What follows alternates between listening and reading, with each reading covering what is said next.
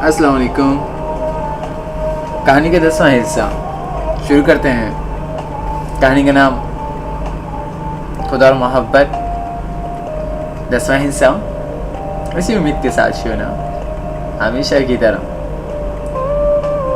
यह हिस्सा भी आपके दिल को भाए, मेरी जुबान से कहे हर अल्फाज आपके दिल की राहत बन जाए। कहानी तो फकत एक बहाना है, दरअसल अपने अल्फाजों को आप तक पहुंचाना है। शुरू करता हूँ ज़रा सा पिछला हिस्सा पढ़ने से। कहानी के तसलसल कोशिश करता हूँ दोबारा से जोड़ सकूँ और अब देर नहीं करना चाहता। काश मैं तुम्हें कोई बदुआ दे सकता, लेकिन बहरहाल वो बड़ा इंसाफ वाला है। मेरा इंसाफ भी वो खुद ही करेगा। मौलवी साहब की आवाज़ जज्बात की रूहें टूट टूट कर निकल रही थी। इन्होंने इसके बाद कोई बात नहीं की, अपनी साइकिल पर सवार होकर वहां से चल दिए। मैं सर झुकाए वहीं गेट के पास खड़ा रह गया। मेरे जहन में तूफान की आंधी चल रही थी। मेरे जहन में पहले ये बात क्यों नहीं है कि मेरे घर वाले इस हद तक भी कर सकते थे। वो जानते थे कि इनका मुझ पर कोई जोर नहीं चल सकता, इसलिए इन्होंने रात ही को इस वजह को ही खत्म करने का मंसूबा बना लिया था, जिसकी वजह से मैंने बगावत की जरूरत की थी। काश यार, अगर मुझे पहले इनके इरादों का इल्म हो जाता तो मैं मौलवी साहब को रास्ते से ही वापस भेज देता। काश, अब क्या हो सकता था। अम्मी और भाभी ने मौका पाकर अपना वार कर दिया था। मौलवी साहब को गाली दी गई थी कि वो महफिलों में अपनी बेटियों को सजा कर इसलिए भेजते हैं कि मुझ जैसा कोई रईस ज़्यादा इन पर फरीजा हो जाए। उनके मुंह पर इस माह की तनख्वाह मारकर इन्हें आइंदा इस घर का रुख ना करने का हुक्म दिया गया था। जरा सोचिए यार, इस सुलूक और इल्जामात के बाद एक सफेद पोश और एक पाक गैरतमंद इंसान के पास सिवाय मर जाने के और क्या चारा रह गया होगा। लेकिन मौलवी साहब जैसों के पास तो मौत जैसे अय्याशी सरजद होने का भी कोई मौका ना था। अगर हमारे मजहब में खुदकुशी हराम न होती तो इस रोज मौलवी साहब यकीनन खुद को खत्म कर लेते, और ये सब कुछ मेरी वजह से हुआ था। मैं इनकी इस बेइज्जती का जिम्मेदार था। मुझे इस लम्हे ही शदीद नफरत का एहसास हुआ खुद से। मैं गुस्से में वापस अंदर की तरफ पलटा और फिर मेरे रास्ते में ड्राइंग रूम, लाउंज, लॉबी के जो भी चीजें आई वो टूटकर किरचियों में तब्दील हो गई। भाभी तो डर के मारे अपने कमरे से बाहर ही नहीं निकले। अलबत्ता अम्मी के साथ खूब बहस हो गई। इन्होंने रिवायती औरतों की तरह मुझे ताने दिए। मुझ पर मौलवी साहब के घर वालों की तरफ से तावीज़ घुटनों के जेर असर होने का इल्जाम भी लगा। फिर आखिर में वही जो एक माँ का आखिरी हथियार हो सकता है, आंसू। रात को कमिश्नर साहब की अदालत लगी और मेरे खिलाफ हतमी फैसला दे दिया गया कि मुझे घर की रिवायतों को तोड़ने की हरगिज इजाज़त नहीं दी जाएगी और अगले हफ्ते मुझे हर हाल में लंदन की फ्लाइट लेनी होगी। मैंने इस रात कमिश्नर साहब से ज़्यादा बहस नहीं की। मैं जानता था और फैसला कर चुका था कि मुझे अब क्या करना था। दूसरे दिन सुबह की पहली किरण के साथ ही मैं पुरानी हवेली जा पहुंचा। शाकिर को हवेली के दूसरे नौकरों से मामले के सुन-गुन मिल चुके थे, लेकिन घर पर कल मौजूद ना होने की वजह से उसे पूरी बात की खबर नहीं थी। इस कदर सुबह वो मुझे पुरानी हवेली में पाकर और ज़्यादा परेशान हो गया और भागा भागा मेरे पीछे हवेली के पुराने बड़े गोल कमरे में चला आया। हम्माद बाबा, ये सब क्या है? मैं ये क्या सुन रहा हूँ? कल मौलवी साहब को नौकरी से फारिग कर दिया गया, बल्कि मुझे तो शराफत चौकीदार ने बताया कि तुमने ठीक सुना है और ये सब कुछ मेरी वजह से हुआ है। मैंने शाकिर को सारी बात अलिफ से लेकर ये तक सुना दी। शाकिर सर थाम कर वहीं बैठ गया। ये आपने क्या किया बाबा? آپ اچھی طرح جانتے تھے کہ آپ کے گھر والے اس رشتے کے لیے کبھی راضی نہیں ہوں گے. اور مولوی صاحب وہ تو بہت نازک انسان ہیں بابا. اور نگہت، اس سے تو مجھے اس بے وقوفی کی بالکل بھی توقع نہیں تھی. اس میں نگہت کا کوئی قصور نہیں ہے. تم جانتے ہو وہ میری بات نہیں ڈال سکتی. پلیز تم سے کچھ مت کہنا، ٹھیک ہے؟ لیکن جو زیادتی گھر والوں نے مولوی صاحب کے ساتھ کی ہے اس کا ازالہ کیسے ہوگا؟ اس کا ازالہ میں ہی کروں گا. اس کا ازالہ میں ہی کروں گا. پلیز میں چاہتا ہوں کہ تم میرا رشتہ لے کر مولوی صاحب کے گھر جاؤ. شاکر اچھل پڑا. کیا یہ آپ کیا کہہ رہے ہیں حماد بابا؟ میں بھلا کیسے؟ اس کے سوا اب اور کوئی چارہ بھی نہیں ہے. امی اور بابا کبھی اس گھر رشتے لے کر نہیں جائیں گے.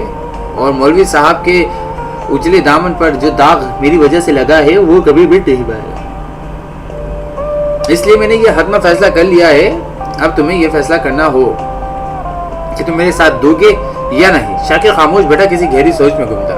نگہت چپ چاپ اندر آئی اور چائے کی ٹرے رکھ کر میرے اور شاکر کے لیے پیالے میں چائے ڈال کر واپس چلی گئی. شاکر نے سر اٹھایا. بہت بڑے امتحان میں ڈال دیا ہے آپ نے مجھے بابا. ایک طرف برسوں کی مولوی صاحب سے دوستی ہے تو دوسری طرف آپ کا برسوں کا نمک. میں جانتا ہوں کہ شاید میں اس طرح مولوی صاحب کی برسوں کی دوستی کو کھونے چلا ہوں، لیکن کیا کروں، میں آپ کو بھی نہیں کھو سکتا. شاکر ایک گہری سانس لے کر خاموش ہو گیا. لیکن جانے کیوں اس کی یہ خاموشی مجھے کسی گہرے طوفان کا پیش خیمہ لگ رہی تھی. شاکر سے اپنا رشتہ ایمان کے گھر لے جانے کی بات کر کے بعد اس دن شام کو میں واپس گھر پہنچا تھا. کمشنر صاحب کا پارا آسمان کو چھو رہا تھا. میں لاؤنج کی سیڑھیاں چڑھ کر اوپر جا ہی رہا تھا کہ ان کی گرج کی آواز نے میرے پاؤں جکڑ لیے. ٹھہرو.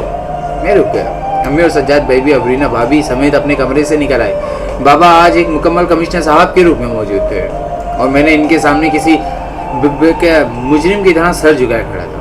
تو تم لندن نہیں جاؤ گے؟ میں لندن جانے کے لیے تیار ہوں اگر آپ لوگ اس گھر میں مولوی علیم کے ساتھ کی گئی بدتمیزی کا ازالہ کر دیں. کمشنر صاحب دھڑے. واٹ؟ تو کیا اب تم چاہتے ہو کہ ریٹائرڈ کمشنر امجد رضا جس کے نام کی گونج ایوان صدر تک ہے وہ اب ایک معمولی مولوی کے سامنے معذرتیں پیش کرتا پھرے؟ Just forget. تو پھر آپ سب بھی یہ بھول جائیں کہ میں آپ لوگوں کی کسی ہدایت پر عمل کروں گا. میں نے سیڑھیاں چڑھنے کے لیے قدم اٹھایا. کمشنر صاحب پھر دھڑے.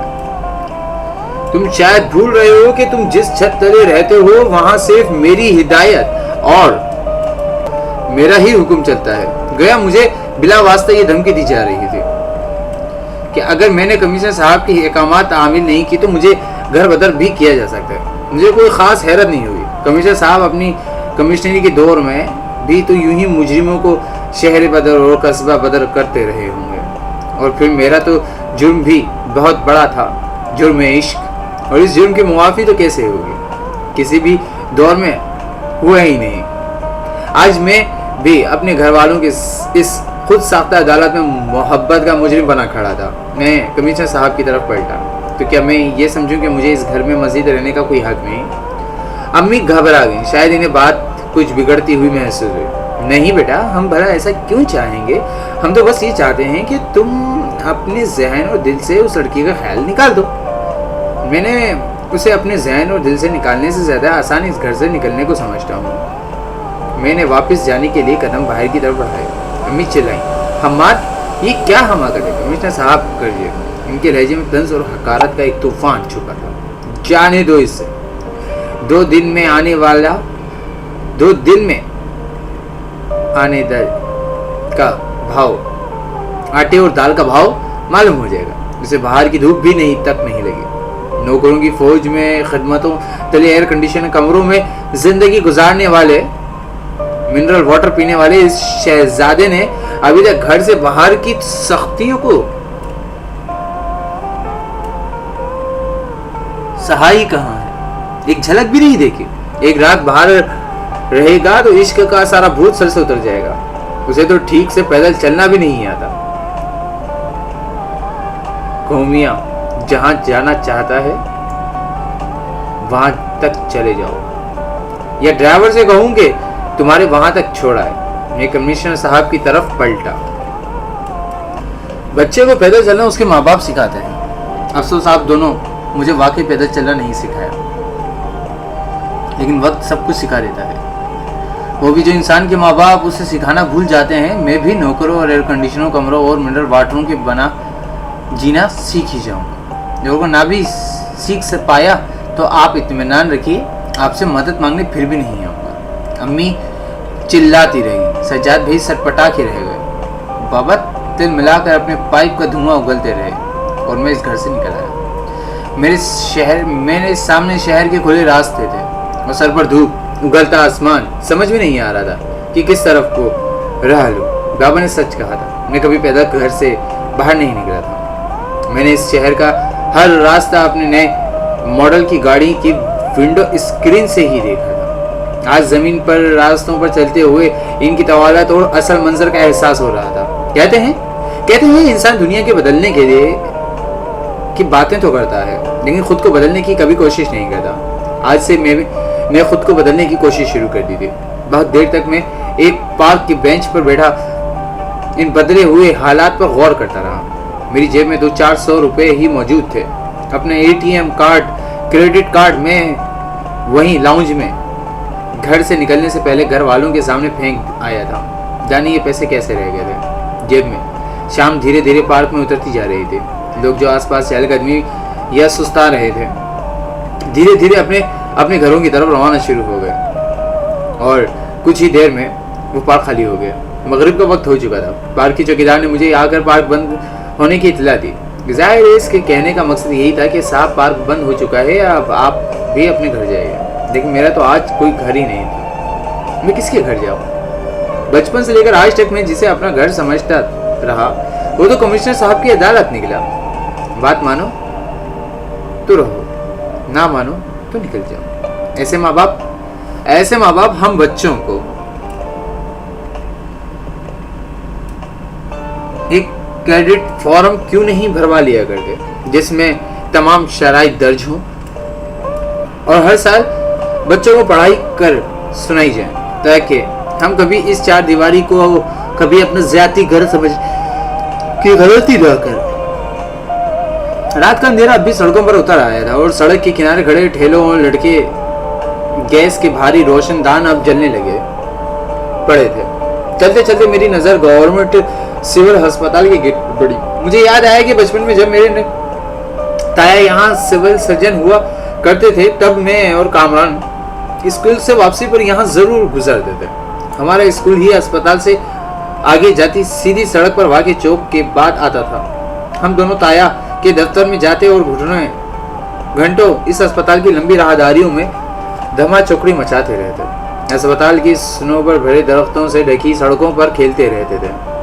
مجھے بھی یہ بھی یاد آیا کہ اسپتال کے لمبے لمبے ایور گرین درختوں تلے لکڑی کے لمبے لمبے بینچز پڑے ہوئے تھے, یہ جن پر مریضوں کے لواحقین پڑے آرام کرتے رہتے تھے جو دور دراز علاقوں سے آئے ہوتے تھے اور شہر میں کوئی ہوٹل یا کسی کمرے کے اخراجات برداشت نہیں کر سکتے تھے. میری آج کی رات بھی ایک ایسی ہی لکڑی کے بینچ پر گزرنے والے تھے. اس وقت مجھے ان چند روپوں کا دھیان بھی نہیں رہا جو اس وقت میری شرٹ کی جیب میں پڑے ہوئے تھے. میں ایک خالی بینچ دیکھ کر اس پر جا کر لیٹ گیا. بہت دنوں کے بعد اس کھلے آسمان اور تاروں کو یوں اپنے آپ سے باتیں کرتا محسوس کیا تھا. بچپن میں جب ہم اس نانی کے گھر گرمیوں کی رات کو ان کھلے آسمان اور چارپائیاں ڈال کر سویا کرتے تھے تو تب بھی کہانی سناتی تھی نانی. جان کی آواز صرف ہم تک نہیں بلکہ ہمیں دیکھ کر ان مسکراتے تاروں تک بھی جاتی تھی. تبھی تو ہمارے صحن میں چارپائیاں ڈال کر ان مسکراتے تاروں تک بھی جاتی تھی.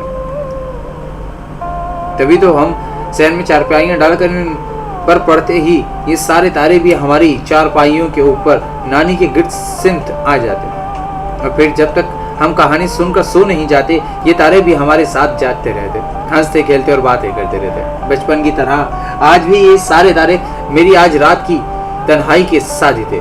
میں ان تاروں سے کچھ شرمندگی سے محسوس کر رہا تھا. میں نے انہیں اتنا عرصہ بھلائے رکھا تھا لیکن آج جیسے ہی تنہا ہو کر میں نے بھیگی آنکھوں سے ان کی طرف دیکھا تو میرے یہ سبھی پرانے دوست بنا کسی شکوے اور شکایت کے پھر سے ماضی کی طرف میرے سر پر جمع ہوئے تھے. میرا اور میرا درد بانٹنے کے لیے. بچپن میں ہر بچہ اپنی پسند کی ایک طرح منتخب کر لیتا ہے. وہ کامران والا تارا تھا. یہ لگا کہ تارا دوبارہ نے اپنے لیے رکھ چھوڑے تھے اور یہ ربا میرا تھا سب سے چمکدار. مجھے بچپن سے ہی سب سے الگ اور سب سے نمایاں چیزیں چننے کی عادت تھی. وہ بھی تو ایسی ہی تھے, سب میں نمایاں, سب سے الگ. اگر میرے دل نے اس کی خواہش کی تھی تو اس میں ایسا کیا برا تھا؟ یہ سارا زمانہ میرا دشمن کیوں ہو گیا؟ یہ زمانہ ہمیشہ ہی محبت کرنے والوں کے خلاف کیوں ہو جاتا ہے؟ ایسے ہی کچھ بے نام سوالوں کی الغار میری ساری رات بیت گئی. میں تب چونکا جب میرے دو ستاروں نے ایک ایک کر کے مجھ سے ودا لینا شروع کر دی. صنوبر چیز اور چیری کے درختوں پر پرندوں کے گھونسلوں سے ان کے ننھے منھے بچوں کی چیخ و پکار بلند ہونا شروع ہو گئی. شاید پرندوں کے گھونسلے میں ہمارے گھروں کی طرح ہی ہوتے ہیں. پہلے بڑے جاگ کر بچوں کے لیے ناشتے پانی کا بندوبست کرتے ہیں, پھر چھوٹوں کا جگایا جاتا ہے. ہسپتال کی چھوٹی سی مسجد سے اذان کی آواز بھری اور پھر نمازی ایک ایک کر کے مزے کی طرح چل دیے. میں کچھ دیر حیرت سے ان نمازیوں کو دیکھتا رہا جو یوں صبح سویرے منہ اندھیرے اپنی نیند ترک کر کے آنکھیں ملنے کے ساتھ ساتھ ایک جذبے کے لیے مسجد کے لیے روانہ ہو گئے. میں آج تک کبھی یوں صبح سویرے اٹھ کر نماز پڑھنے کسی مسجد میں نہیں گیا تھا. جانے یہ کیسے لوگ تھے اور وہ کون سا جذبہ تھا جو انہیں یوں مسجد کی جانب کھینچ لے جا رہا تھا. میری ساری رات آنکھوں میں کٹ گئی تھی اور اس وقت سورج کی کرنیں اونچے لمبے پیڑوں کی شاخوں سے چھن چھن کر زمین تک پہنچ چکی تھی. زندگی کا کاروبار رواں دواں ہو چکا تھا. شاید کسی بڑے ڈاکٹر کے دور کا وقت تھا.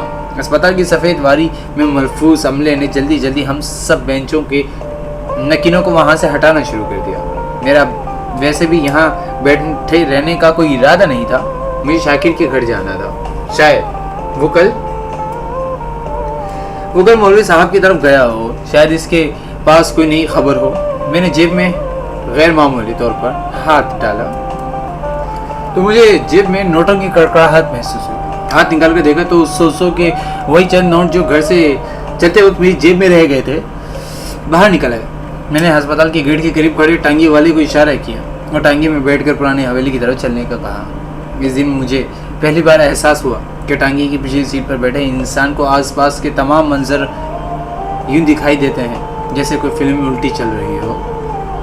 شاکر جو اس وقت حویلی کے گیٹ سے نکل ہی رہا تھا مجھے دیکھتے ہی جیسے اپنے حواس کھو بیٹھا اور میری طرف دوڑا چلا ہے. کچھ دیر تک تو وہ مجھے یوں ٹٹول کر دیکھتا رہا. میں کس اور جہاں کی مخلوق ہوں. حماد بابا آپ کدھر چلے گئے تھے؟ رات کہاں گزاری آپ نے؟ یہ کیا حالت بنا دی ہے؟ شاکر مجھے لے کر اپنی ہی کوارٹر میں چلا آیا کیونکہ میں نے حویلی کے ڈرائنگ روم کی طرف جانے سے انکار کر دیا تھا. شاکر نے جلدی سے اپنے کوارٹر کی بیٹھک کا دروازہ کھولا جو باہر حویلی کے پچھواڑے والے باغ میں کھلتا تھا.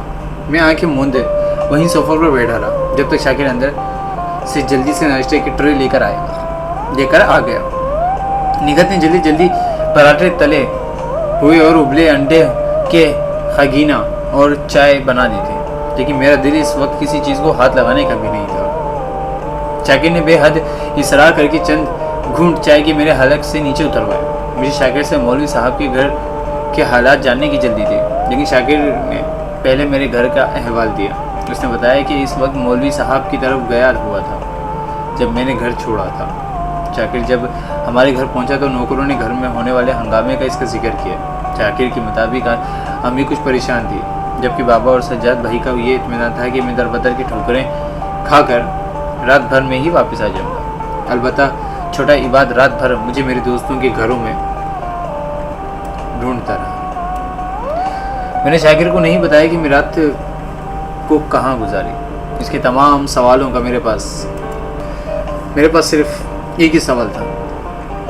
اس کے تمام جوابوں میں کہ تم مولوی صاحب کے گھر گئے تھے, وہاں کیا خبر ہے؟ شاکر میرا سوال سن کر خاموش سا ہو گیا. ہاں گیا تھا. مولوی صاحب تو اسی دن بستر پر پڑے ہیں جس دن سے وہ آپ کے گھر سے واپس آئے تھے. پورے گھر پر سوپ جیسے کیفیت طاری ہے. ایسے میں مجھے ان سے کوئی دوسری بات کرنا اچھا نہیں لگا, بس کہ ان کی عیادت کر کے میں واپس چلا آیا. انہیں صدمے نے بالکل نڈھال کر دیا ہے. شریف آدمی کی زندگی بھر کا اثاثہ صرف اس کی غیرت ہوتی ہے.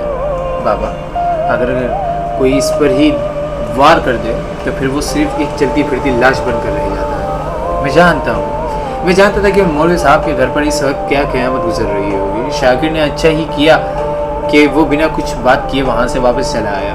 اب میرے وہاں مزید بیٹھے رہنے کا کوئی جواز نہیں تھا، اس لیے میں بھی جانے کے لیے اٹھ کر کھڑا ہوا. شاکر نے میرا ہاتھ تھام لیا. کدھر کا ارادہ ہے بابا؟ میں اب آپ کو کہیں نہیں جانے دوں گا. میری اب کوئی منزل نہیں ہے، جس طرف قدم اٹھیں گے چلا جاؤں گا. مجھے اپنے آپ کو پہچاننے کا ایک موقع ملا ہے، مجھے روک کر اسے ضائع نہ کرو، ورنہ میں ساری زندگی بابا تو کیا خود آپ اپنے سامنے بھی نظر نہیں اٹھا سکوں گا. شاکر میری طبیعت سے خوب اچھی طرح واقف تھا کہ میں جو بات ایک مرتبہ دل میں ٹھان لوں پھر اس سے پلٹنا میرے لیے ناممکن ہو جاتا تھا. اس کی آنکھیں بھر آئیں. وہ جانتا تھا کہ میری ساری زندگی پھولوں کی سیج پر گزری ہے. یہ کانٹے مجھے بہت جلد لوہان کر دیں گے، لیکن وہ یہ بھی جانتا تھا کہ میں نہیں رکوں گا، اور یہ دربدری یہ اب میرا مقدر ہے. شاکر میرے ساتھ حویلی کے آخری حد تک آیا. گھر سے نکلتے ہوئے نگہت پر میری نظر پڑی جو اپنے دوپٹے سے اپنے آنسو صاف کرتی دروازے سے لگی کھڑی تھی. میں نے کچھ آگے جا کر زبردستی شاکر کو گھر واپس بھیج دیا. اسے اپنی ڈیوٹی پر بھی پہنچنا تھا. کمشنر صاحب کی پارا. کمشنر صاحب کا پارا ویسے ہی رات سے بہت چڑھا ہوا تھا اور میں جانتا تھا کہ آج حویلی کے نوکروں کی شامت آئی ہوگی. شاکر روتا ہوا واپس پلٹ گیا. سڑک پر کچھ دور چلنے کے بعد مجھے پر ایک ٹانگا مل گیا. میں نے ٹانگے والے کو ریلوے اسٹیشن چلنے کے لیے کہا. مجھے یاد پڑتا تھا کہ کامران ایک دور کے رشتہ دار ریلوے میں اسٹیشن ماسٹر تھے. شاید جاوید صدیقی نام تھا. وہ مجھے نہیں جانتے تھے، لیکن میں نے کامران سے ان کا بار بار ذکر سنا تھا. ہو سکتا ہے کہ وہ اب تو کوئٹہ ریلوے اسٹیشن پر ہی تعینات ہو. زندگی کی گاڑی کھینچنے کے لیے مجھے کچھ نہ کچھ تو کرنا ہی تھا. اور پھر مولوی علیم صاحب کا ایک جملہ میرے کانوں میں جیسے اٹک کر رہ گیا. اس دن جب میں ان سے گیٹ پر معافی مانگ رہا تھا تو ان سے کہہ رہا تھا کہ میرے گھر والوں کی زیادتی کی جو سزا ہے مجھے دے دے. تو اس دن شاید انجانے میں ہی صحیح، لیکن ان کی منہ سے ایک بہت بڑا سچ نکل گیا. انہوں نے مجھ سے کہا تھا تمہاری اپنی شناخت ہی کیا ہے؟ معافی مانگنے میں اور معاف کیے جانے کا حق صرف انہیں ہوتا ہے جو خود اپنی کوئی شناخت رکھتے ہو. تو خود ان کے محتاج ہو جنہوں نے آج میری سفید پوش پر اور میری معصوم بچیوں پر کیچڑ اچھالا ہے. جاتے جاتے وہ ایک ایسا تمانچہ مار گئے میرے منہ پر. باقی سچ ہی تو تھا. میں خود ان لوگوں کے ٹکڑوں پر پل رہا تھا. میں بڑا کس بلبوتے پر ان سب کی طرف سے معافی مانگ رہا تھا. گویا اتنی زندگی میں نے بنا کسی شناخت کی ہی کاٹ دی، صرف کمشنر امجد رضا کا بیٹا بن کر. میری معاشرے میں جو عزت تھی، وقار تھا، وہ سب کسی اور کا دین تھا. لیکن اب میں خود اپنی شناخت بنانے کا ارادہ کر لیا تھا. میں مولوی علیم کا سامنا تب ہی کرنا چاہتا تھا جب میرے پاس حماد رضا کے پاس اپنی کوئی شناخت ہو. اسٹیشن پر پہنچ کر میں نے جاوید صدیقی صاحب کا پوچھا. خوش قسمتی سے وہ ابھی تک یہیں تعینات تھے، وہ یہیں کام کرتے تھے. میں اسٹیشن ماسٹر کے کمرے کے باہر کھڑا ہو ان کی چیزیں اس کے باہر آنے والے انتظار کر رہا تھا، جو اندر میرے نام کی چٹ لے کر گیا. کچھ دیر میں مجھے اندر بلوا لیا گیا. جاوید صدیقی صاحب پاس کے بیٹھے ہیں. پاس کی بیٹھک میں بھرے بدن اور درمیانی قد کے معزز تھے. سفید بالوں کو ایک طرف سے مانگ نکال کر سلیقے سے جوا کر رکھا تھا. آنکھوں پر نظر کا چشمہ اور کان پر ایک بال پوائنٹ. انہوں نے فائلوں پر نظریں دوڑاتے ہوئے مجھے دیکھا اور پھر سے فائل کا ورک پلٹتے ہوئے بولے. ہاں تو حماد میاں، تم کامران کے دوست ہو، بتاؤ میں کیا کر سکتا ہوں تمہارے لیے؟ جی سر، میں بے روزگار ہوں، اگر کچھ کام مل جاتا تو چاہے عارضی ہی صحیح. صدیقی صاحب نے چونک کر سر اٹھایا اور اس مرتبہ غور سے مجھے دیکھا. اوہ تو یہ بات ہے، میں تو سمجھا تھا کہ کوئی سیٹ ریزرویشن وغیرہ کا مسئلہ ہے. لیکن میاں شکل سے تو تم پڑھے لکھے لگتے ہو، بھلا تمہارے لائق یہاں کیا کام ہو سکتا ہے؟ کتنا پڑھے ہو؟ کبھی کبھی انسان کی اعلیٰ تعلیم بھی اس کی راہ کی رکاوٹ بن جاتی ہے. لوگ آپ سے ہمدردی تو رکھتے ہیں لیکن آپ کو کوئی کام دیتے ہوئے شرماتے ہیں. میں پہلے ہی فیصلہ کر کے آیا تھا کہ میں اپنی تعلیم اور خاندانی پس منظر کے بارے میں کسی کو کچھ نہیں بتاؤں گا. جی بس گزارا کر لیتا ہوں، آپ مجھے کسی بھی کام پر رکھ سکتے ہیں. میں بہت امید لے کر آپ کے پاس آیا ہوں. صدیقی صاحب نے ایک بار پھر مجھے غور سے دیکھا جیسے پڑھائی والی بات پر انہیں یقین نہ آیا ہو، لیکن وہ جہاں دیدہ عادی تھے، انہوں نے اس بات پر دوبارہ کوئی بحث نہیں کی۔ سامان اٹھا لوگے؟ جی ضرور۔ انہوں نے میز پر پڑی ہاتھ سے بجنے والی پرانی سی گھنٹی پر ہتھیلی ماری۔ ٹنگ کی آواز گونجتے ہی چیز کسی حکم کے غلام جن کی طرح نمودار ہو گئے۔ صدیقی صاحب نے حکم دیا، غفور کو بلاؤ۔ چپڑاسی سر ہلا کر باہر چلا گیا اور چند لمحوں میں ہی ایک مضبوط بدن والے پکی عمر شخص کے ساتھ واپس آ گیا، جو کولیوں کے لباس میں ملبوس تھا۔ کاندھے پر سرخ قمیض اور ہاتھ پر لوہے کا بلہ۔ جس نے کمرے میں گھسنے سے پہلے بیٹری بجھا دی تھی، جس کا مطلب یہ تھا کہ وہ صدیقی صاحب کی بہت عزت کرتا تھا۔ غفورہ اندر آ کر سلام کر کے کھڑا ہو گیا۔ صدیقی صاحب نے پھر سر اٹھایا۔ ہاں بھائی غفورے، تمہاری تفریح پوری ہوئی یا نہیں ہوئی؟ کدھر صاحب جی؟ اس سلو کا بیٹا جسے پچھلے مہینے نمونیا ہو گیا تھا، اس نے ابھی تک ڈیوٹی پر رپورٹ نہیں کی ہے۔ وہ ایک اور بھی ہے حرام خور جو مفت کی چھٹیاں کرتے رہتے ہیں۔ میں نے کاغذ بنا لیا، کل آپ کو کمپلیٹ مل جائے گی۔ معلوم ہوا ہے کہ غفور اسٹیشن پر جو موجود ڈرائی پورٹ کا لیبر انچارج تھا، صدیقی صاحب نے مجھے اس کے ساتھ عارضی طور پر لگانے کا فیصلہ کیا تھا، کیونکہ مستقل بننے کے لیے محکمے سے باقاعدہ اجازت نامہ لینا پڑتا تھا، اور یہ لمبا کام تھا۔ البتہ یہ صدیقی صاحب کے اختیار میں تھا کہ وہ روز کی اجرت پر عارضی طور پر جانے والے مزدوروں یا کولیوں پر میرا نام ڈروا دیتے۔ غفور، یہ حماد ہے، آج سے یہ نوجوان تمہارے انڈر کام کرے گا۔ فی الحال عارضی ہے، کام دیکھ کر فیصلہ کریں گے کہ پکا یا پرمنٹ جاری کریں یا نہیں ہے۔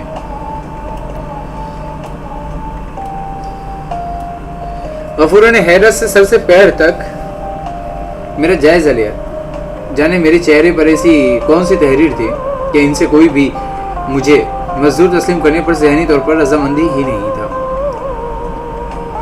پہلے صدیقی صاحب اور ابھی غفورہ شاید عمر بھر کی خوشحالی اور خود ہمارے چہرے پر ایک خاص تحریر اور ایک خاص چمک پیدا کر دیتی ہے۔ لگتا تھا یہ تحریر سنتے سنتے مٹے گی اور یہ چمک جاتے جاتے جائے گی۔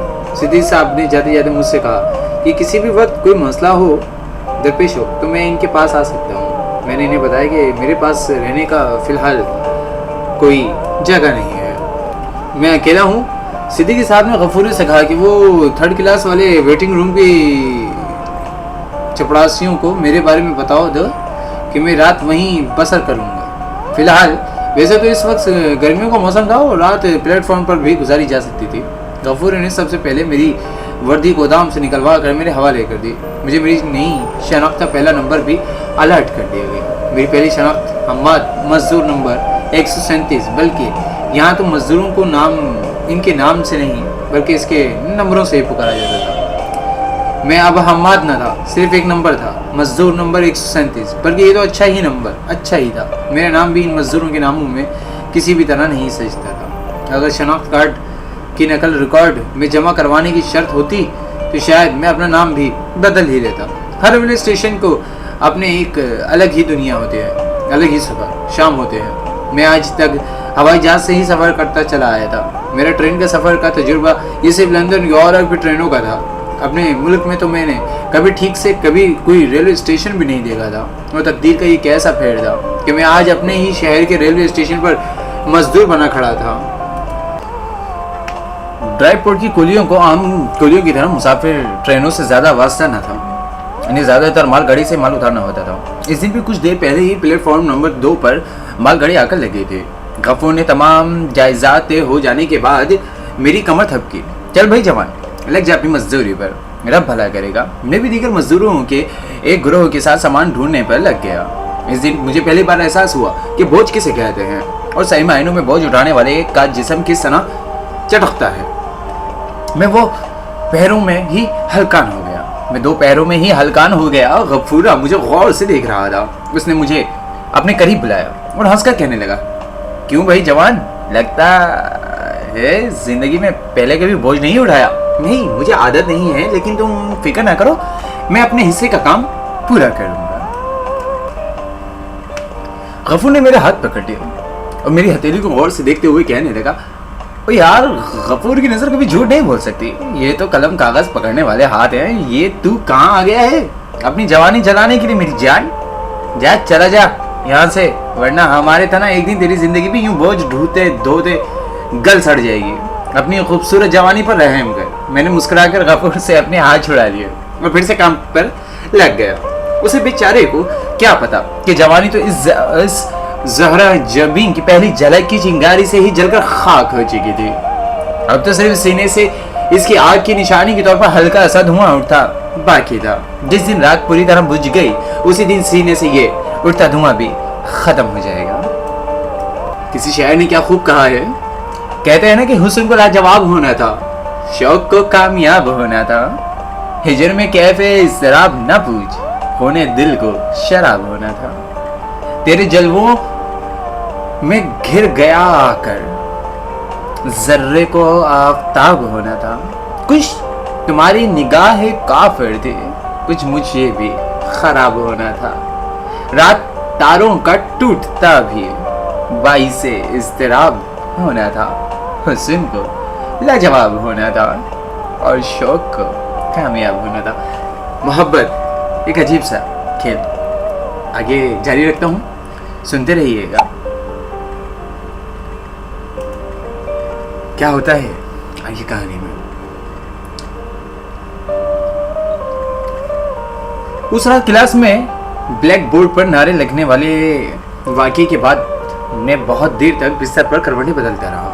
یعنی نیند کو آنکھیں بند ہونے کے ساتھ ہی کیوں متصل کر دیا گیا. انسان آنکھیں بند کر کے بھی تو ساری عمر جاگ سکتا ہے. میں تو ایسے کئی لوگوں کو بھی جانتا ہوں جو کھلی آنکھوں سے تمام عمر نیند میں ہی ڈوبے رہتے ہیں. شاید ہم جیسے نیند سمجھتے ہیں, وہ اصل میں نیند ہی نہیں تھی. نیند کا تعلق تو سکون سے ہوتا ہے, پلکیں بند کر لینے سے نہیں. میں بھی جانے کتنی صدیوں سے صرف پلکیں ہی بند کر پا رہا تھا. نیند تو جانے کب سے مجھ سے روٹے ہوئے تھے. اگلے دن صبح کامران نے مجھے یونیورسٹی ڈراپ کیا. اتفاق سے پارکنگ میں رکتے وقت سارا بھی اپنی سفید کار میں سے اترتی دکھائی دی. کامران کی ساری توجہ اسی کی طرف تھی. نیلے اسکرٹ میں اور اوپر بند گلے کی سفید سویٹر میں واقعی اس کا حسن کیا مٹھا رہا تھا. کامران کے منہ سے سیٹی سی نکلی, یار حماد, تم نے بتایا نہیں کہ تمہاری یونیورسٹی میں ایسی حوریں بھی پڑھنے آتی ہیں. تمہارا اگلا سیمسٹر کب سے شروع ہو رہا ہے؟ یار مجھے آج اپنی جہلیت کا حد درجہ احساس ہو رہا ہے. زیادہ آہیں بھرنے کی ضرورت نہیں ہے. بقول تمہارے یہ وہی یہودن ہے جو میری جان کے پیچھے پڑی ہے, اس لیے اس پر لٹو ہونے کا کوئی فائدہ نہیں ہے. اسے مسلمانوں سے شدید نفرت ہے. کامران نے ڈٹائی کی انتہا کر دی اور سارا کو ایک مشہور ہالی ڈائریکٹرز سے ملا بیٹھا. یہ اس کی پرانی عادت تھی. وہ لوگوں کو ان کے چہرے کی مماثلت سے مشہور اداکاراؤں ملاتا اور پھر اسی نام سے انہیں پکارتا تھا. اس نے پھر ٹھنڈی آہ بھری, کوئی بات نہیں یار, یہودی تو بھی اہل کتاب ہوتے ہیں. اور پھر مجھے تو یہ بالکل سلما ہائیک لگتی ہے. یار اتنی خوبصورت لڑکی سے دشمنی کا کوئی فائدہ نہیں ہے. میں اپنی پچھلی تجویز واپس لیتا ہوں اور تمہیں فوراً اس سے دوستی کرنے کا نیا مشورہ دیتا ہوں. میرے بہت مشکل کامران کو زبردستی وہاں سے وہ واپس بھیجا. سارا بھی گاڑی سے اترتے ہی کسی طالب علم کے ساتھ باتوں میں مصروف ہو گئی. کامران نے حتی علی امکان گاڑی سے اس کے قریب سے گزری, جس کا سارا کچھ خاص نوٹس نہیں لیا. میں اپنا بیگ سنبھال لے آگے بڑھا ہی رہا تھا کہ سارا نے مجھے آواز دی, مسٹر حماد ایک منٹ پلیز. میرے بڑھتے قدم رک گئے. سارا جلدی سے اپنے ہوا میں لہراتے کھلے بالوں کی سنبھالتی ہوئی میری طرف چلی آئی. ربیکا نے مجھے تمہارا پیغام دے دیا ہے تھا. میں نے آج تک زندگی میں کبھی کسی کو کوئی وضاحت پیش کرنے کی ضرورت محسوس نہیں کی, لیکن کبھی اپنے اوپر کسی دوسرے کے لیے کیے ہوئے کا الزامات بھی برداشت نہیں کیا. میں نے کلاس روم کے بلیک بورڈ پر وہ سب کچھ نہیں لکھا تھا اور مجھے لکھنے کی ضرورت بھی نہیں ہے, کیونکہ میں اپنے خیالات کا برملا اظہار کرتی ہوں اور اس کی ہمت بھی رکھتی ہوں. تو پھر میں اس وضاحت کو کیا سمجھوں؟ کیا تم اپنے دوستوں کی طرف سے بھی وکالت پیش کر رہی ہو؟ ظاہر ہے یہ ان میں سے ہی ایک کسی کی حرکت ہے. نہیں, میں ان میں سے بھی کسی کی وکالت پیش نہیں کر رہی ہوں, کیونکہ سچ کو وکالت کی ضرورت نہیں ہوتی. سچ کو دلیل کی ضرورت تو ہوتی ہے نا, اور جن کے پاس دلیل نہیں ہوتی وہی ایسی احمقانہ حرکتیں کرنے کے اپنا غصہ اپنی فرسٹریشنز نکالتے ہیں۔ سارا نے ایک گہری نگاہ میرے اوپر ڈالی اور سرد لہجے میں بولی، دوسروں کا تو مجھے نہیں پتا، لیکن میرے پاس ہزاروں دلائل موجود ہیں، لیکن میں نے کہا نا، سچ کو ثابت کرنے کے لیے میں ان دلائل کا بیان کرنے میں اپنا اور تمہارا وقت ضائع نہیں کرنا چاہتی۔ میں نے اسے فیصلہ سنا دیا۔ تو پھر طے رہا ہم دونوں میں سے جس نے بھی دوسرے کو اپنے سچ سے قائل کر دیا دوسرا اسی کا راستہ اپنا لے گا۔ بولو منظور ہے؟ سارا نے چونک